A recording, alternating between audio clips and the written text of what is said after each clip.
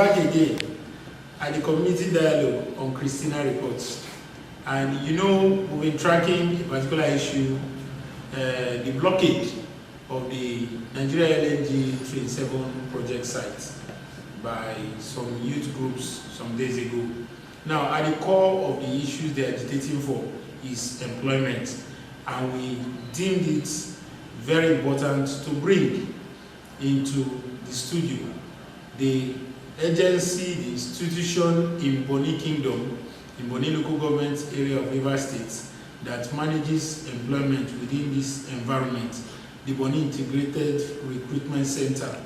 And right here in-house is the public relations officer of the Bonny Integrated Recruitment Center, and he is the person of Sodienye Pepple. Welcome very much, sir. So we'll go on a short break now. When we come back, we will get into the nitty-gritty of the discussion.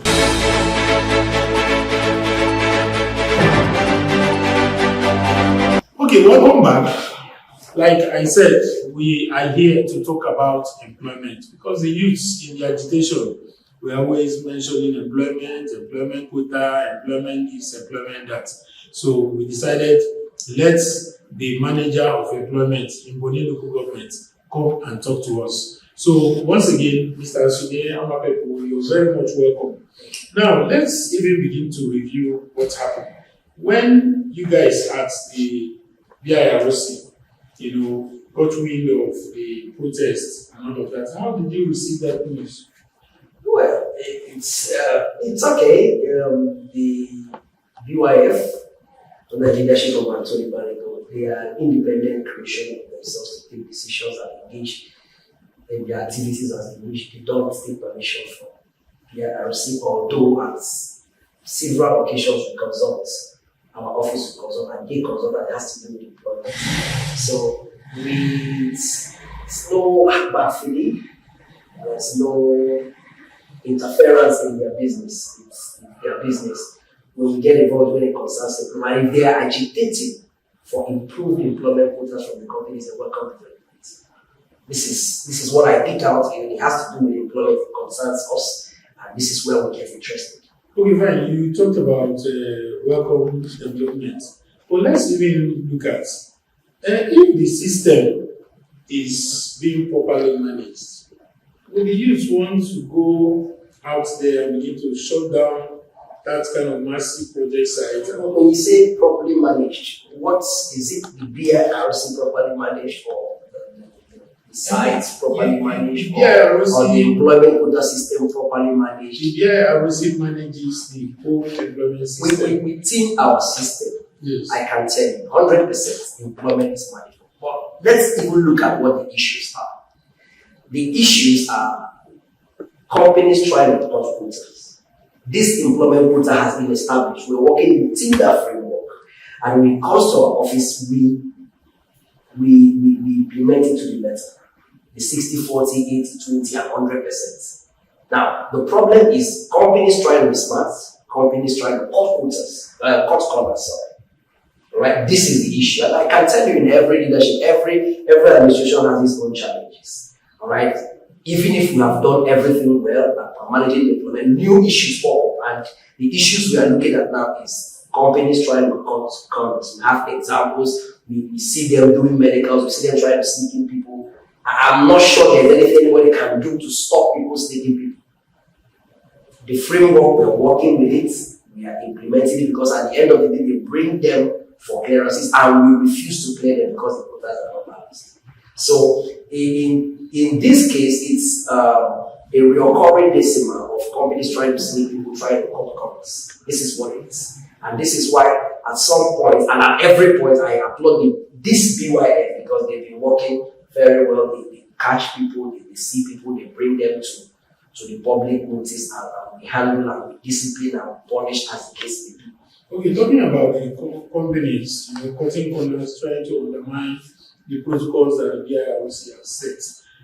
We know that every law has sanctions integrated in them. If those sanctions are not there, they actually lose their value as laws. So what is that punitive measure that has been put in place that if XYZ happens, the XYZ will attract so outcomes or consequences. So for the companies now that are acting smart, what is the consequence? I am thinking that when this quota system was agreed on, stakeholders came together, the government, the companies, the employment management system, everybody sat down together and drew up, a protocol that this is how this is going to. So for companies now trying to, run around that and trying to find a way. So what's the consequence that is? The administration of Louis Barry has also decided not to play by the gallery. We don't want to seem like we are working. We want to actually work. Now, most of solutions people bring in it pack them want to see them want to shut down the site, get violent. No, we don't want to do that. There are things you do to punish the company. For example, I said, we are not going to clear these persons. And for you not to go to NLNG induction, those people are not working, and when you're not working, they're losing man hours. The job they would have done in 3 months, in 6 months, it costs into. I think that's a better punishment. We should be careful now not to set Bonny on fire. What I mean is, if you keep doing that, blocking, harassing workers, you make this place a hostile environment. What the government and the traditional institution, His Majesty, have done is have brought peace to us. We cannot go back at it. So there are civilized ways of doing this. I needed to answer you from this way because I also understand the perception outside. Doing those, especially seizing company equipment, it's the last resort for us. Okay? I don't care who has done it in the past. I'm giving him that result he needed, but here it's not giving us the result. And I'm telling you that diplomatically engaging these persons and systematically punishing them has given us more results. So without those working within the framework of 80-20, 60-40, and 100% quota system, we will make sure you don't go for inductions. We have our machine, and I can't say everything on here, but we have a way to make you lose man hours. We have to make your operation stop without engaging you in physical fights. Okay, looking at the aspect of losing man hours, we know that's an example of what we will punish. This is just what I can see. Now, we know the companies are contractors to somebody, who they NLNG or Shell or maybe Mobile, like that. Now, when you witness such infractions, do you incident them with their clients? And for instance, the Train 7 is an NLNG project. So everybody there is, whether SICO, whether Saipem, whether they are all contractors to NLNG. Now, when you meet these infractions by any of these companies, do you incident them to the client? For instance, of course, I understand what you're saying. And what has been the feedback from them? Yes. I can tell you, I wouldn't want to market anybody here, but one of the key persons managing this Train 7 project, I know him because we sat down and made complaints to him all animation. Okay? He's energy construction, he's the one managing Train 7. Right? So if I know his name, means we engage. Now, when we get to this, we write to LNG construction, which is the Joshua and I just mentioned. We go to Saipem before we get to the company, as the case may be, maybe whether they move, First Marine, SICO, and all the rest of them. Before we get to you, talk to your supervisors. And at some point, we even give you notice that look at what's going on, we will be forced to act. This is how I think this is a civilized way of approaching issues. This is what my administration, under the leadership of Louis Barry, saying this is how we do it, like civilized people. And we have results. I can challenge anybody to come and tell me that we don't have results. I have more results. Instead of looking as if we are working, I don't want to do that. I don't want to deceive you. I don't want to look like I am busy when I'm not achieving anything. The goal is to achieve something, not to seem like you're achieving something. Okay, talking about achievements, let's look at it this way. Okay. I am thinking that your key achievement should be that the system is so well managed. Well, in a current world now, we may not have a 100% situation, but it is well managed, like to an extent where the youth will not have a reason whether the youth, whether women, any of the stakeholder groups will have a reason to come out to the streets and want to shut down the project site, want to block the road, and make motorists to suffer and all of that. I'm looking at that. That should be all these other activities, inventions and strategies you're deploying. Are we looking at this core goal? That's the core issue at the center of the agitation of this youth or any other discontented group is addressed. Because when you look at Bonny, there are so many multinationals here, so many employment opportunities, and the people are angry because they are not accessing them. Instead, people are being brought in from other parts of the country and they come and access these opportunities. And yet, those who are indigent, those who are residents, are grappling with economic issues here that these opportunities would have helped them to address. So, are you looking at that core goal? Yeah, it is a goal. It is our goal. In fact, it's the goal why the institution was established in the first place, right? But let me also tell you that all over the world, even the most civilized countries, there is unemployment too. It could be little digits percentage, it could be high. We may not be able to respect everybody use and everybody engage. We may not get to a point where 100% is employed. Why? Not because we cannot employ, because some persons don't have the prerequisite skill to be at the project. And I can tell you also, of course, it will cause a lot of controversy that 80% of Bonny persons have worked, but because of the way this work is a construction. You may be out of work or you are going in. But everybody has tasted this job. Maybe out of the whole, maybe 10% haven't. For reasons we may not be able to say. But I tell you, because of this, the way this NLG, especially Trade 7, which is at the forefront, is a construction project. So, masons have had their share, bricklayers have had their share, iron makers have their share, it's the welder's share. It goes round. So, there may not be a time when everybody 100% will be at that side. It may not come that time. This is it. But the way it is now, we are making sure that when it is this job scope, at least a reasonable number of Bonny persons are engaged. Now, I am not also saying that there are no wrongs going on. Alright? I said that earlier. Companies are trying to be smart too. They came here to make profit. They want to maximize profit. Already, the design of the project has even made a provision where you make profit, but the human nature wants to maximize profit. Now, one of the ways is to freeze our system. We are also fighting it. This is where I told you this punishment is coming.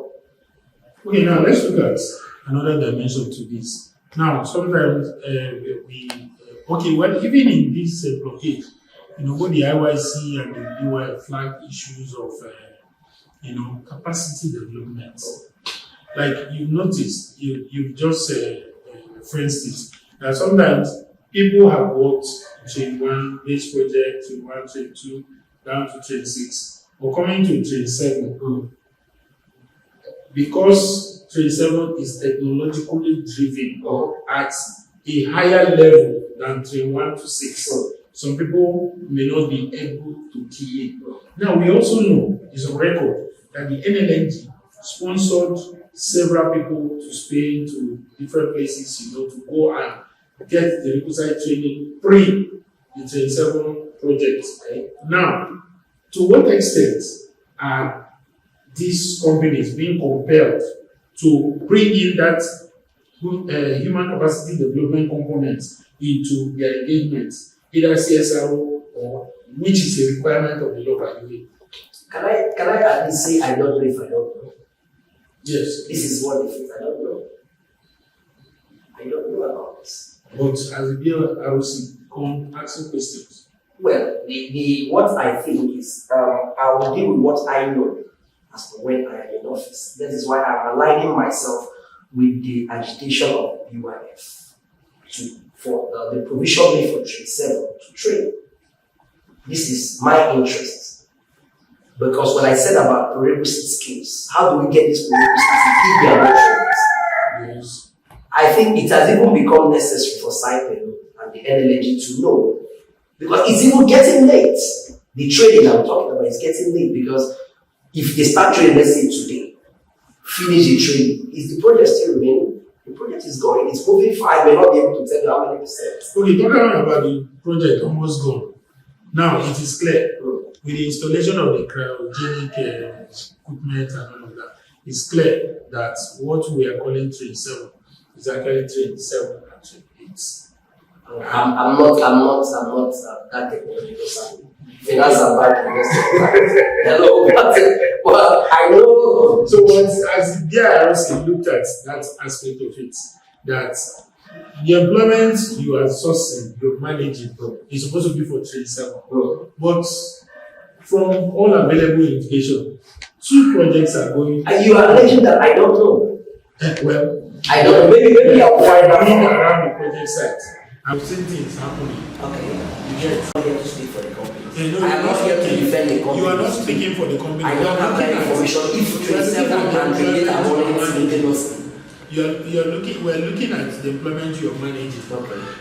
For instance, I come to the employment bureau, that I need workers, let's say 10 workers, 20 workers, XYZ number, for a building I'm putting up, a 2-story building. Now, people come around that project site and they see that it is not just a 2-story building.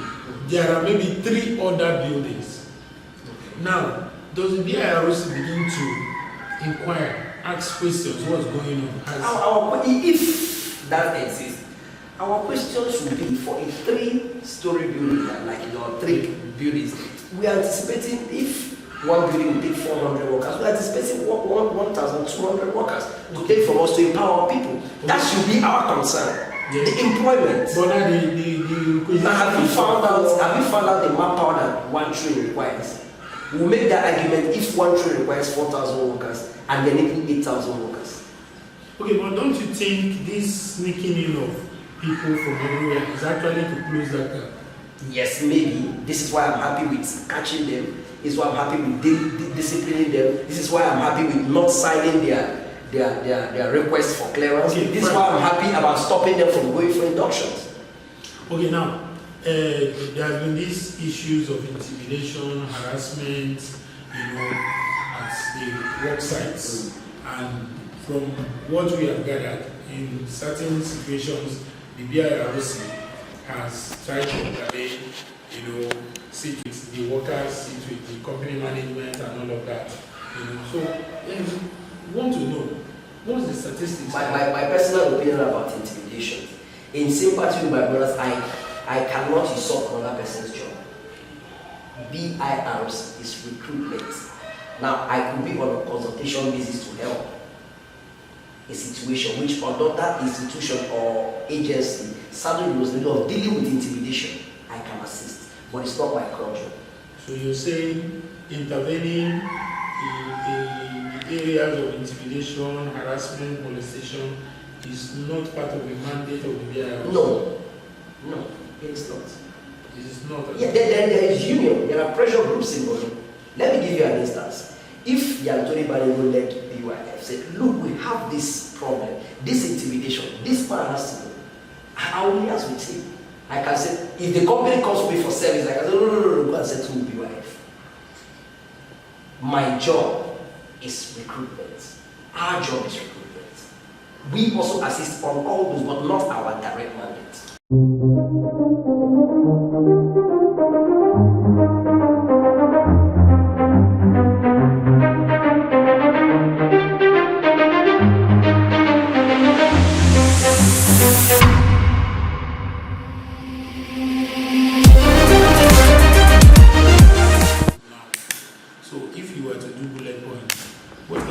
Have been the achievements, whether minor or major, that this administration has been able to close out on? What's your results? From the inception of our administration to now, we've done more than 3,000 shortlistments. More than 3,000. Now, why I said more than 3,000? Because some are still on the waiting list, some have gone for this, some are yet to be inducted. So it's a process. So, but more than 3,000 have worked. Now, what I mean has worked, it's a construction. They've gone in, some of them are out, some of them have been re-employed again. Alright? Now, I can also tell you that the crowd we see at the BIRC have reduced drastically. Now, so much credit to the government of the day for that beautiful edifice. I can also tell you that the housing system, the houses have more strength now because employments go to the houses. There is participation at the house levels. So the crowd is no longer comes to the burial. Now a few persons still come because when you said the issues of this inductor not being called, they come. We handle the issue with the liaise with the company. So people will keep coming, but that crowd, job seeker crowd, have reduced drastically by maybe 60-70%. Now I can also tell you that our approach, like you can see, you don't see vehicles parked at BRC every week. It's a point that there's something good is going on, that the companies are no longer every time defaulting. There are things we've done to make sure that companies are no longer defaulting that much. And it also creates a peaceful business environment. But it's not a hostile environment anymore. Because if it's a hostile environment, you see unrest, carry cars. There are some things somebody is doing from behind and you don't see those things. We cannot say everything right. But at least there are pointers. Okay, fine. We can't go without touching on this issue of job racketeering. What's your take? There is no job racketeering team with IRC. Before or now? Now, in our administration, there is no job racketeering. I said that in my last interview with you, not on video. I challenge the public to bring me a company. Now, it's easy for me to say because we've bought, I'm not saying what Louis Valley has bought the system. We don't know of any. It's you, the general public, that will come and say, no, I have this person, look at this one, look at this, look at this. Then we'll deal with it. If the public does not have, and I'm saying we don't have, then there is none. Within the BIRs, within our office. Okay, fine, before we let you go, expectations are high, the economy is biting, contracting, and people are worried. Families are struggling to feed and all that. And we know even travel a long way to come to Bonny seeking for jobs. And then there are even Bonny people who graduate from school in the north, in the southeast, in the southwest, and then they say, instead of here struggling to get a job, there are jobs in my hometown, let me go to Bonny. And then there's this notion, very strong perception out there that Bonny is the place to be, everything checks out. So, to these various, this array of expectations, what is that assurance or message that the BRC is giving? Bonny is a very peaceful. The BRC is well structured, and if you want to get it right in business in Bonny, come with your companies, follow the laid down procedures, you will enjoy staying in Bonny. Let me also tell you, Bonny is a metropolitan city. Bonny is in New York. It is owned by persons, but every other person around the world comes to Bonny. One of the things you can do to maintain that city is to create peace. The BIRC does not only give Bonny people work. We also have knowledge staying here, we manage those employments. That is why our leaders in their wisdom have created a quota system where you can live and we live and let live. The BIRC is not only for Bonny, although we are Bonny, although 70% of us will tilt towards Bonny. But then again, it's a metropolitan city. Others have to leave. Because if your strangers have peace, you will also have peace. And if the indigenous have peace, the strangers will have peace. I wouldn't fail to always thank His Majesty, the King, for bringing up a wonderful idea like BIRC, employment period. This is one of the reasons why this town is at peace. And managing the BIRC, we've done a good job. You're sure we've done a good job. Like you're beating your chest. I'm beating my people. We are doing a good job. Okay. Now, if there are things you think that's not going right, we are also open. Bring the complaint, bring the feedbacks. We are doing well. We also, I can tell you now, we also want to improve on what we are doing. This is where the general public comes in. Come to us, put it down, bring response, say, no, we can't do it like this. Right? Okay, but if people are to give feedbacks, what are the channels available? Well, the BIRC has a platform where you can talk to us. Platform where social media? Yes, social media. There's a Facebook page for BIRC. Now, okay, what's the name? Like, if I'm looking for BIRC. It's a Facebook page. Yes, BRC is a Facebook page. Okay, if And me personally, I'm always very accessible. Our office is also accessible. The office of the PRO is always open. Okay, thank you very much. Dear viewers, you heard it direct from the Bonny Integrated Recruitment Center. I'm sure you follow the narrative as we trudge along, and I'm sure some of the questions you have been answered. I think the major message from all that the BIRC PRO has said here is that the BIRC is doing a lot to optimize the employment process, make it transparent, make it accessible, and make it result-oriented. But then it needs the buy-in of all stakeholders. I'm sure the companies are also listening, and it's important that the NLFG, Mobile, Shell, and your contractors, you also look into the issues that are being raised and address them, so that we have a peaceful Bonny Kingdom, like he has just said. Thank you very much for viewing. Meet you at the next community dialogue. Is the news from around you, from the communities, in the creeks, on the roads, whether there's celebrations, protests, parades, football matches, the people, the places, the issues, we serve them fresh, hot, unbiased, factual, and timely. It is informative and educative. It is community news. It's the news on Kristina television. Follow our social media handles. Subscribe to our YouTube channel. Stay with us. Kristina Television, your blog for community news.